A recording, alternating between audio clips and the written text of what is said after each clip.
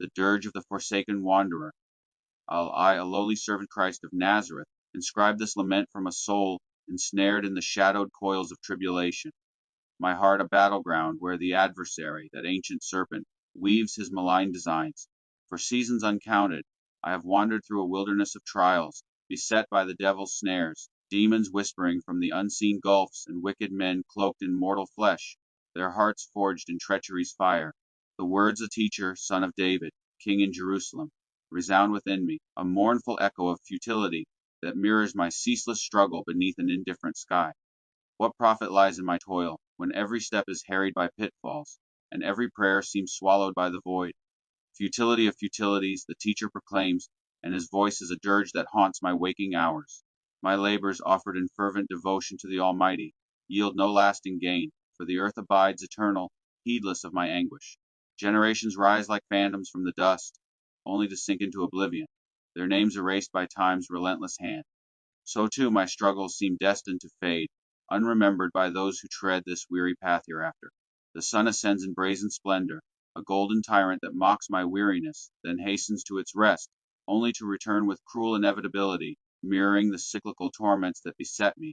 The winds, restless and capricious, whirl from southern abysses to northern glooms, ever retracing their futile course, as do the temptations that swirl about my soul, insidious doubts, lures of pride, and the venomous whispers of despair. Rivers of sorrow, born from the springs of betrayal, surge toward an insatiable sea, yet that vast abyss remains unfulfilled, drawing me back to the sources of my woe. The false friend's smile, the slanderer's tongue, the demon's subtle murmurings. These are the streams that feed my grief, returning ever to their origin, as if ordained by some cosmic decree. All existence weighs upon me, a burden too heavy for mortal tongue to name.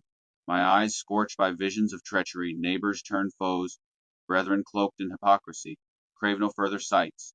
My ears, battered by the cacophony of lies and the mocking laughter of the damned, find no solace in silence. What has been shall be again, the teacher intones, and in this truth I find the devil's cruel jest. The snares that bind me are ancient as sin itself, woven in epochs lost to memory, yet they ensnare me anew with unyielding ferocity. I sought to fathom the workings of this fallen world, to arm my soul with wisdom against the adversary's wiles. Like the teacher, I set my mind to explore all that transpires under heaven's cold gaze, a task ordained by God to humble the proud. Yet what a grievous yoke this pursuit has become. I have beheld the deeds of men and demons alike, the whispered temptations that erode faith, the pride that blooms like a malignant growth, the betrayal that cuts deeper than any blade. All are futile, a chasing after winds that slip through trembling fingers. What is crooked, be it the twisted paths of deceit or the warped hearts of the wicked, cannot be made straight. What is lacking, whether hope stolen by despair or comrades lost to treachery, cannot be reckoned in the ledgers of the soul.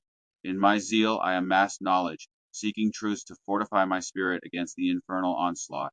I pored over the mysteries of existence, my mind a crucible for wisdom, surpassing the sages who guarded Jerusalem's ancient walls. Yet with each revelation, sorrow multiplied, a shadow lengthening with the light of understanding. To know the depths of human folly, to glimpse the madness that dances in the eyes of the damned, is to invite grief into the heart's innermost chambers. The more I learned of the adversary's stratagems, the subtle erosion of trust, the allure of forbidden pleasures, the despair that cloaks itself as reason, the heavier grew my burden. Wisdom, though a shield, is also a blade that wounds its bearer, for to perceive the futility of all things is to stand naked before the void. Yet even in this crucible of affliction, I am not forsaken. The Nazarene, he who triumphed over death, remains my beacon, a faint star piercing the starless night of my trials. The devil's snares are manifold. The demon who whispers that my prayers are unheard, the wicked man who offers friendship only to betray, the temptation to abandon faith for the fleeting comforts of the flesh. Each is a thread in the tapestry of futility the teacher decried, a cycle as old as the earth itself.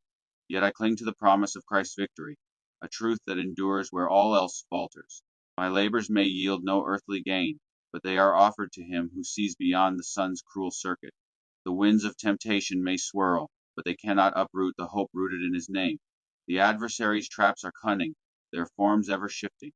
At times they manifest as despair, a weight that bids me surrender to the futility of my struggle.